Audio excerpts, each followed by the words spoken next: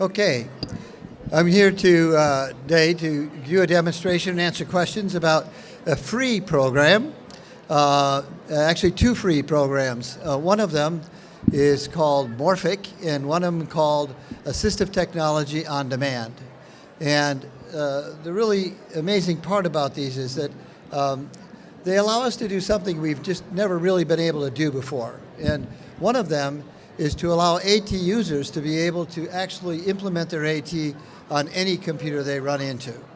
So, so let's start off with, first of all, we have a large number of people who are trying to use computers these days, and a lot of them having a lot of trouble. There's a lot of built-in accessibility features, and one of the problems is that people just don't know about them. So the first program we're talking about is Morphic, and it takes a lot of the accessibility features that are built into Windows, and it makes them available free and easy to get to. So it creates a little Morphic bar. This runs on a Mac or a PC, and it shows or hide by just clicking on the little icon. And it takes the common features that are built into Windows and makes them easier. For example, right now you're mostly having trouble reading the screen because it's way too small. And this could be a problem for people with low vision. Built into Windows is the ability to scale the screen to make everything larger. Not just magnifying, which is terrible because it's dizzying to move around or stuff slides off screen, but literally just take everything on the screen and just make it larger. And so this brings this right up, and you can do that so that people who are older or have low vision can make everything on the screen larger and easier to use. It also has a magnifier built in, so if there's something in particular you need to access, you can just launch it and be able to explore it. Actually, I find this one very handy and use it a lot myself on the small print and things like this. It has a snip feature, which allows you, this is again built into Windows, and allows you to grab any part of the screen, take a picture of it, and paste it into documents. We find students using a lot of this for, and even coders use it a lot to copy out parts of the code of their programs and send it off to their professors to review, etc. And there's two reasons for including this on here. One of them is that it is a very common tool that people find very useful that's hard to find. And another is because it mixes in features that are for people who have trouble using the computer with other features that are just sort of mainstream features. We find that in a lot of places there are individuals who won't use things because either they don't have a disability, they just have trouble using a computer, if you will, or because they know they have a disability but they don't want to be showing it, so they'd rather, it's sort of like people who can't see and don't wear glasses, and so they sort of fake it, or people who have hearing impairment and won't wear hearing aids because they don't want to be seen wearing hearing aids, and so they go through life not being able to hear very well. We want these features to be things that everybody uses, and so we're mixing features in that make it easy to be viewed as just being standard features. You also see dark mode and night mode over here. Now, read selected is a really interesting one. This takes any text that you highlight and reads it aloud. And this is helpful. Actually, you may find it helpful yourselves. Anybody who has a reading disability or dyslexia, they can write, but they can't see what they wrote accurately. So it's really hard for them to proof, and this sometimes causes them to not want to write, and that's a vicious cycle. So the ability to have something just read back to you that you have trouble reading can be a very powerful tool. Well, there's a feature like this built into Word, there's one built into Edge, there's one built into OneNote. They're all from Microsoft, and they all work differently. So it's kind of hard for people to figure out that, and then again, they won't work in Firefox or Chrome or any other app. So what we did is we took the underlying pieces of these things that are built into Windows and created a read selected function that you can read any selected text anywhere. So any place you can select text in any app, web page, dialogue, any place else, and then click the read selected and it'll read it to you. And you can change the voice and the speed and things like that as well. Contrast, again, is for people who have trouble and need to have stuff in contrast. Again, it's built in, but it's hard to find. This brings it right up and makes it very easy to use. Color, so people with color blindness, you can see here the shift in the colors on the numbers here as I turn this on and off. And we have a lot of things with color-coded charts, etc. And that doesn't help people who have color blindness. This shifts the colors, so the colors that would be the same are different colors for people who have color blindness. And then we have dark mode, night mode, and then we have the ability to do other things too, like have you ever wanted to change the pointer size? And you know it's in there, you know it can be done, but you can't find it. The other problem we find is that people are afraid to go in there. It was funny, we we were at an AJC, first we saw it, where people would say that, when I sat down to a computer, I'm afraid to use it because I'm afraid I'll break it. And then we heard it at a community college with all these digital natives. And then we heard it at a research university. And these were all spontaneously, just somebody coming out when they're talking to us and say, when I sit down at a computer, first thing I worry about is, am I going to break it? So, and when you say all of these features are in the control panel, what we find is that a lot of people, that's a very scary thing. They would never think of going into the control panel. And what I try and equate it to is if I told you, well, it's really easy to fix. Just open up the hood of your car and go in there and over on the side, pull this wire off here and connect it over there. And you'd go, no way I'm touching anything under the hood of my car. And they said, well, how about if you borrow your neighbor's car? Go ahead and mess around under their hood. Well, that's what they feel like. They're at the library, they're on somebody else's computer, and you're telling them to go into the control panel, and it's a very scary kind of thing. So this brings those things out. So for example, if I want to change the pointer size, I can select change pointer size here, and it will drop me right into the control panel where I need to do that. So let's do that. Select pointer size. So I want to change the pointer size, so just click it, bingo. So you're in the control panels, but you don't really, it doesn't seem that scary because you just picked it off and there you are. Now you can change the control size and come back out. And it does that for all the accessibility features that are available in this fashion. So it tries to make things easier. Now, each of these can also be adjusted. So for example, for the color blindness, I can just right-click it and go into settings. And again, it drops me right into the control panel where I can pick the kind of color blindness that I have. And then I can close it. And then from then on, when I turn this on and off, it'll do my kind of color blindness. Now, that's fine on your computer, you say, but what if I'm at the library? How is it going to know what color blindness that I have or how I want to set up? So what you do is you can set up your computer at home. And again, I mentioned at the beginning, Morphic is free. You can just go to morphic.org, download it.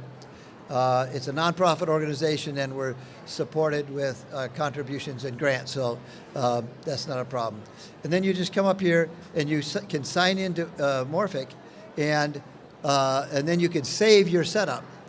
But it'll not only save the setup for your computer, it will also save the setup for all your assistive technologies. Okay? So when you go in and set it up, you would be able to go in, save your settings on your computer at home, and then you'll be able to go to the library and sign in, and it would then set that computer up like your home computer. All right? And it'll set up not only your settings, but it'll set up all your assistive technology settings as well. And then when you get up, it all disappears. So there's nothing. So it's completely secure and safe, and it doesn't leave any traces behind. But what if you go to the library and they don't have the AT you want? Well, if they support ATIA on demand, we give the library a set of all the installation packages for all of the different AT, and they're all pre-scanned and safe, and then they put that on their server, and they scan it again to make sure it's all safe, So they have 100% control over the software, just like they do anything. No library wants to install any software they don't have complete control over, okay?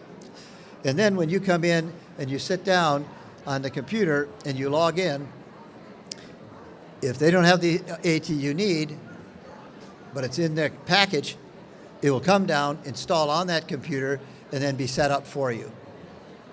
You can even have a library that doesn't have AT on any computer. One of the big problems we have is we go to a library and there's AT on a computer someplace. Or you have to go over here, or you do this. But you can't use any of the computers they have in any of the locations. You can't go down in the teaching lab and find that it works on the teaching lab there, et cetera.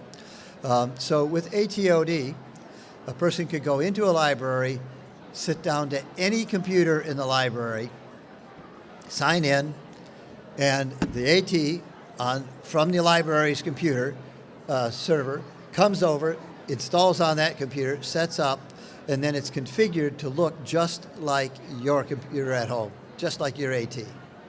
So let's see what that might look like. So I'm going to close this, and I'm going to come over here and I'm going to sign in at a library. Okay.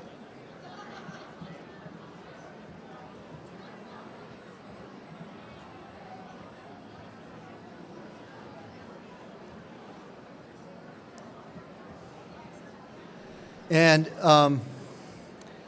so I log in, and it says, oh, I noticed that on your home computer you had Fusion with JAWS and Zoom text, and you also had read and write. So let's just start off by just looking at Fusion. We'll take this one. We're going to look at just read and write for a second. And so you say, okay, I want read and write on this computer. And I just click install, and it pulls it down. There it goes, downloading. And now it's installing read and write. So in less than a minute, you have read and write. I should have had somebody time it. I'll have somebody time the next one. Okay. So we're installing read and write. Oh, there you see the icon. Everybody see the icon right here show up on the desktop? And it's done. So just like that, there's read and write now on this computer where read and write was not before. Okay? So that's basically how the installation on demand works. So Morphic makes it easier, number one, for people to just find the features that are built in. Number two, it allows you to move settings from one computer to another. And then number three, with AT on demand, it allows your AT to follow you with you. Now, this is handy in a library, but think of the following. You have a student, and they're from a poorer resourced family, area, whatever. And they need AT, but they don't have a computer. There's no computer at home. They can't afford a computer. They don't have an internet connection. And so all of their kids and their family just use the computers in the community. They go to the library, they go to the community center to do their homework because they can't do it at home. But when they get to the library, their AT has to be there. Not some AT, their AT. Otherwise, they show up and they can't use the computer. They can't do their homework like everybody else can. So we even have places that will purchase AT for somebody. You may have encountered this already. You go to Medicaid or the insurance company, and they will pay for AT, but they won't pay for the computer to run it on. Okay? So now you have an AT user. They need an AT. They get the AT, but there's no computer to run it on. They go to the local library. The library's not going to let them install their AT on the computer, right? They go to the community center. They go all over the place. No one's going to let them install their AT because nobody allows them to install any AT. It's too damn dangerous, okay? But if they have their AT, they have a license, they could go to a place that's got AToD, and if they support the AToD, full package, then if their AT is in that package anywhere, when they go to that library and they sit down at a computer, their AT will show up on that computer. And if they set it up the way they need it to have it and they save it, then whenever they go back to that library or any other place that has AToD and Morphic, then their AT will show up. So their AT travels around with them in the same way that our watches or our iPhones and everything else travel around with us. They can't afford the technology, but it's all over the place. And everybody who doesn't need AT, it's there for them, but it's not there for any AT user. But with AToD now, for the first time, the person who uses AT has the same ability to use these different computers as everybody else and to find their AT on that computer set up as they need to have it set up. And this is something we're really looking at. And many of us come from more affluent areas where this isn't a problem, but we're talking in other places. We're also talking about libraries of all sizes, large and small. And we have very large libraries that have a small amount of AT, but it's not the AT people need, so what are they going to do? And you have small libraries that have nothing at all, and they can't afford to have anything at all because they can't afford to have all the different types of AT. They can't even afford to have any AT.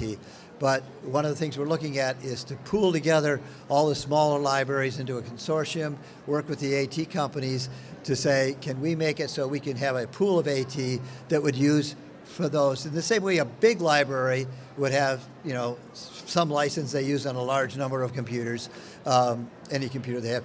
The small libraries could pool together so they could also have it for a price that's, you know, $100 or something that's within the range of what they could try and do. So these are some of the possibilities.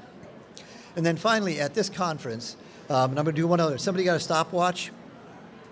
I'm going to do an install to show you installing JAWS, Zoom Text, and Fusion and FS Book all at once. And so let's see how long that takes. So let's see.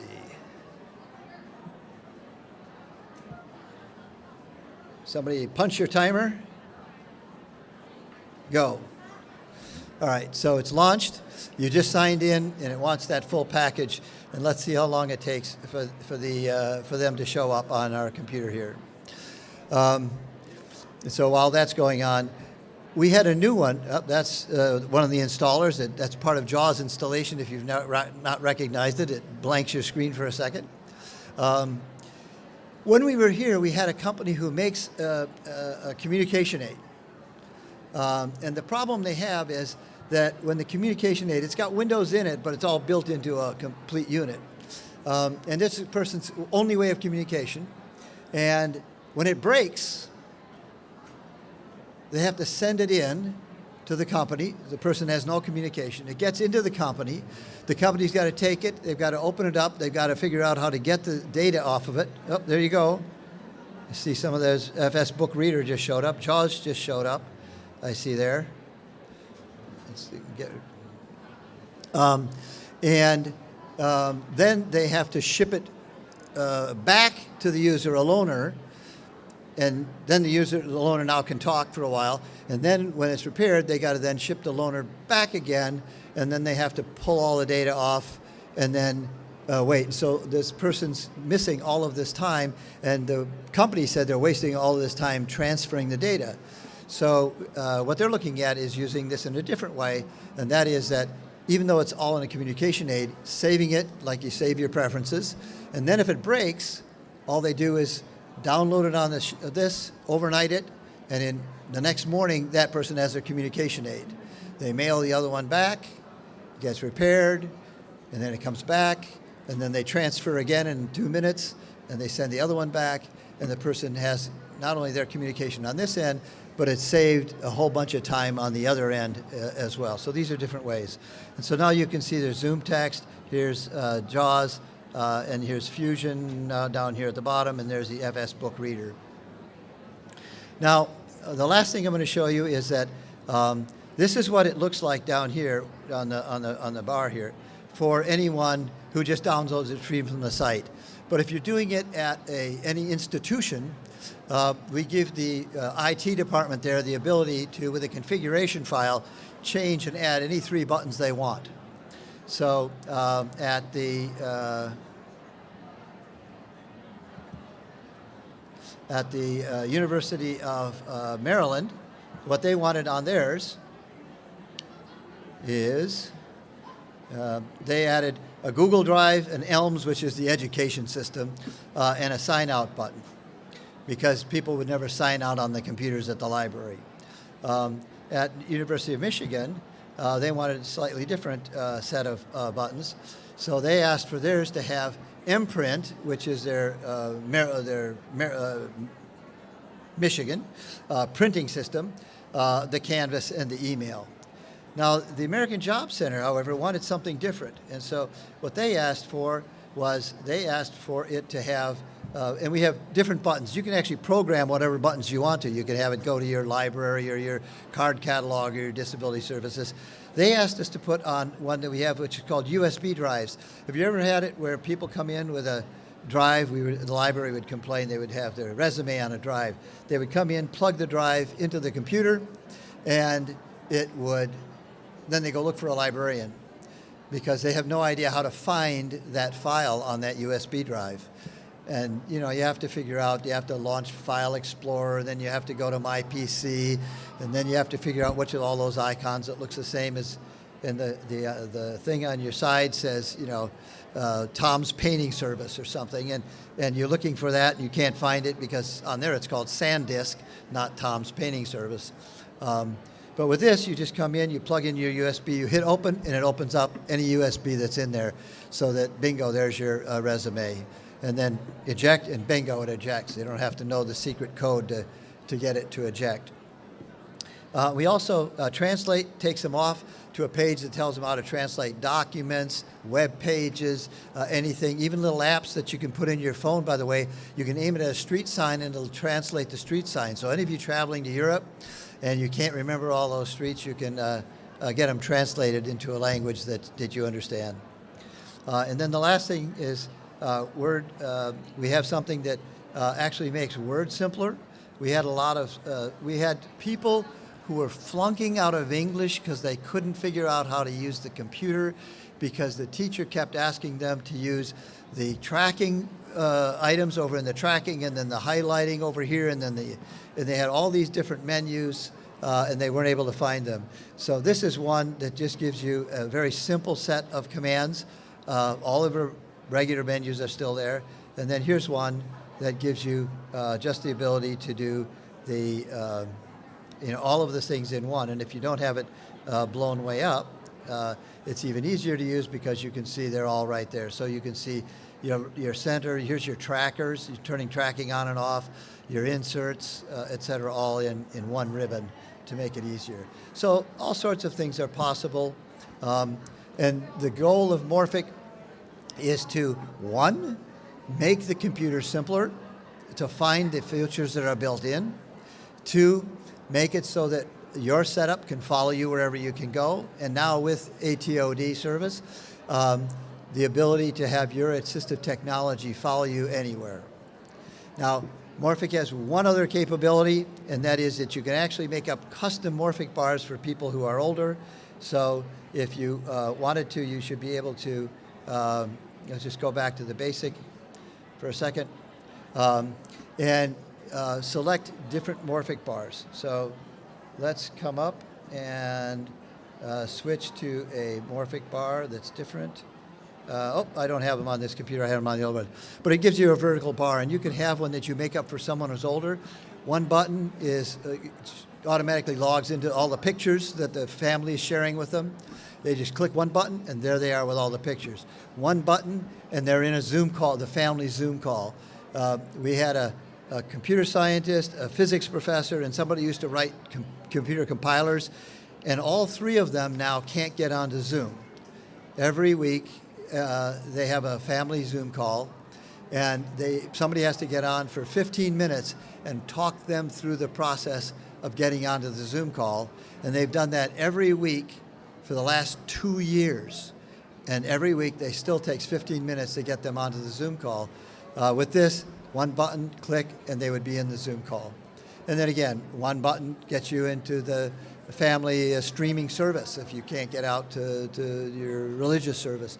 One button calls people, one button for other kinds of things that people would be interested in. So that's one other additional capability.